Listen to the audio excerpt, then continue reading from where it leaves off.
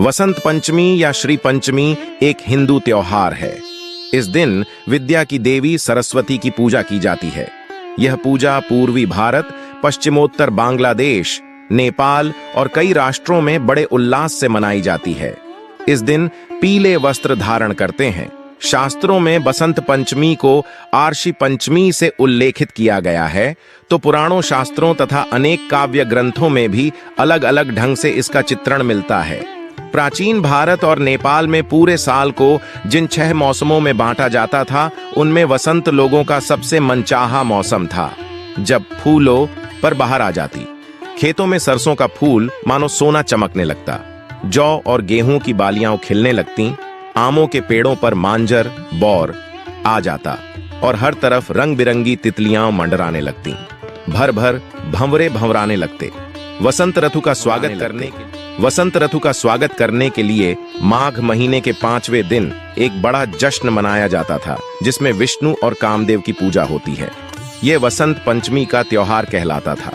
बसंत पंचमी का शुभ मुहूर्त को जानने के लिए हमारे चैनल को अगर आप सब्सक्राइब नहीं किए हो तो सब्सक्राइब कर लीजिए और मेहरबानी करके एक लाइक करते जाए, क्योंकि मां सरस्वती आपका और आपके पूरे परिवार को बुद्धि और ज्ञान की आशीर्वाद देगी।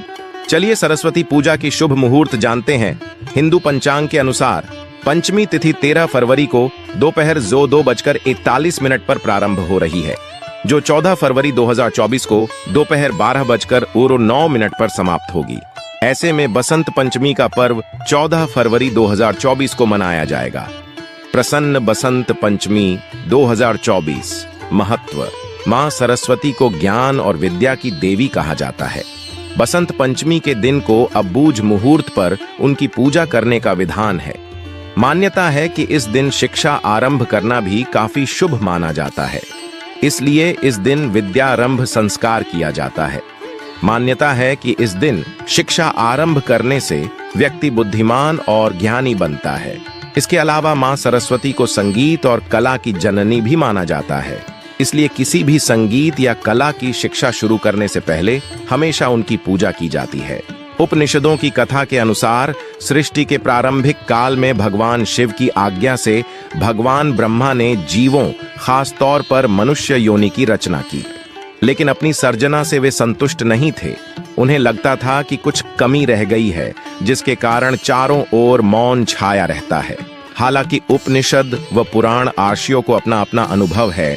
अगर यह हमारे पवित्र सत ग्रंथों से मेल नहीं खाता तो यह मान्य नहीं है। तब ब्रह्मा जी ने इस समस्या के निवारण के लिए अपने कमंडल से जल अपने हथेली में लेकर संकल्प स्वरूप उस जल को छिड़कर भगवान श्री विष्णु की स्तुति करनी आरंभ की। ब्रह्मा जी के किए स्तुति को सुनकर भगवान विष्णु तत्काल ही उनके सम्मुख प्रकट हो गए और उनकी समस्या जानकर भगवान विष्णु ने आदिशक्ति दुर्गा माता का आह्वान किया।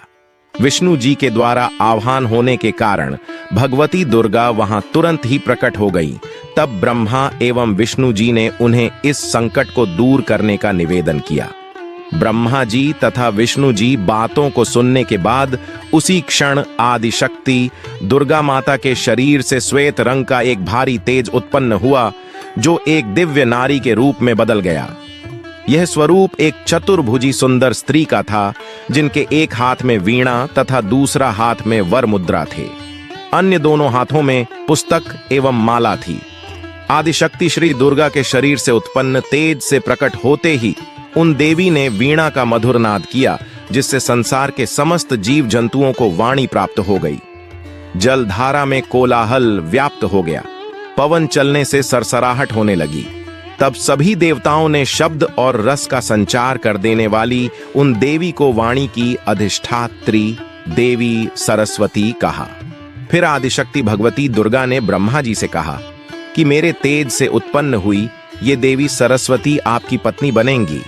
जैसे लक्ष्मी श्री विष्णु की शक्ति हैं, पार्वती महादेव शिव की शक्ति हैं, उसी प्रकार ये सरस्वती देवी ही आपकी शक्ति होंगी।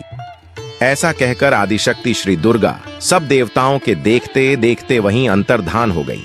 इसके बाद सभी देवता सृष्टि के संचालन में संलग्न हो गए। सरस्वती को वागीश्वरी, भगवती, शारदा, वीणा वादनी और वाग्देवी सहित अनेक नामों से पूजा जाता है। ये विद्या और बुद्धि प्रदाता हैं। संगीत की उत्पत्ति करने के कारण ये संगीत की देवी भी हैं। बसंत पंचमी के दिन को इनके प्रकटोत्सव के रूप में भी मनाते हैं। ऋग्वेद में भगवती सरस्वती का वर्णन करते हुए कहा गया है, प्रणो देवी सरस्वती वाजेभिर्वजिनीवती धीना मणित्रयवतु, अर्थात ये परम चेतना है। सरस्वती के रूप में ये हमारी बुद्धि, प्रज्ञा तथा मनोवृत्तियों की संरक्षिका है। हम में जो आचार और मेधा है उसका आधार भगवती सरस्वती ही है। इनकी समृद्धि और स्वरूप का वैभव अद्भुत है। पुराणों के अनुसार श्री कृष्ण ने सरस्वती से प्रसन्न होकर उन्हें वरदान दिया था कि वसंत पंचमी के दिन तुम्हारी भी आराधना की। प्रसन्न होकर उन्हें वरदान दिया था कि वसंत पंचमी के दिन तुम्हारी भी आराधना की जाएगी। और तभी से इस वरदान के फलस्वरूप भारत देश में वसंत पंचमी के दिन विद्या की देवी सरस्वती की भी पूजा होने लगी, जो कि आज तक जारी है। पतंगबाजी का वसंत से कोई सीधा संबंध नहीं है, लेकिन पतंग उड़ाने का रिवाज हजारों साल पहले चीन में शुरू हुआ और फिर कोरिया और जापान के रास्ते होता हुआ भारत पहुंचा। वसंत ऋतु आते ही प्रकृति का कण कण खिल उठता है। मानव तो क्या पशु पक्षी तक उल्लास से भर जाते हैं। हर दिन नई उमंग से सूर्योदय होता है और नई चेतना प्रदान कर अगले दिन फिर आने का आश्वासन देकर चला जाता है। यूं तो माघ का यह पूरा मास ही उत्साह देने वाला है, पर वसंत पंचमी माघ शुक्ल का पर्व भारतीय जनजीवन को अनेक तरह से प्रभावित करता है। प्राचीन काल से इसे ज्ञान और कला की देवी मां सरस्वती का जन्म दिवस माना जाता है। जो शिक्षाविद भारत और भारतीयता से प्रेम करते हैं, वे इस दिन मां शारदे की पूजा कर उनसे और अधिक ज्ञानवान होने की प्रार्थना करते हैं। कलाकारों का तो कहना ही क्या, जो महत्व सैनिकों के लिए अपने शस्त्रों और विजयादशमी का है, जो विद्वानों के लिए अपनी पुस्तकों और व्यास पूर्णिमा का है, जो व्यापारियों के लिए अपने तराजू, बाट, बही खातों और दीपावली का है, वही महत्व कलाकारों के लिए वसंत पंचमी का है। चाहे वे कवि हों या लेखक, गायक हों या वादक, नाटककार हों या नृत्यकार, सब दिन का प्रारंभ अपने उपकरणों की पूजा और मां सरस्वती की वंदना से करते हैं। पौराणिक महत्व इसके साथ ही यह पर्व हमें अतीत की अनेक प्रेरक घटनाओं की भी याद दिलाता है। सर्वप्रथम तो यह हमें त्रेता युग से जोड़ती है। रावण द्वारा सीता के हरण के बाद श्री राम उनकी खोज में दक्षिण की ओर बढ़े। इसमें जिन स्थानों पर वे गए उनमें दंडकारण्य भी था। यहीं शबरी नामक भीलनी रहती थी। जब राम उसकी कुटिया में पधारे तो वह सुध बुध खो बैठी और छक छक कर मीठे बेर राम जी को खिलाने लगी। प्रेम में पगे झूठे बेरों वाली इस घटना को राम कथा के सभी गायकों ने अपने अपने ढंग से प्रस्तुत किया। दंडकारण्य का वह क्षेत्र इन दिनों गुजरात और मध्य प्रदेश में फैला है। गुजरात के डांग जिले में वह स्थान है जहां शबरी मां का आश्रम था। वसंत पंचमी के दिन ही रामचंद्र जी वहां आए थे। उस क्षेत्र के वनवासी आज भी एक शिला को पूजते हैं, जिसके बारे में उनकी श्रद्धा है कि श्री राम आकर यहीं बैठे थे। वहां शबरी माता का मंदिर भी है।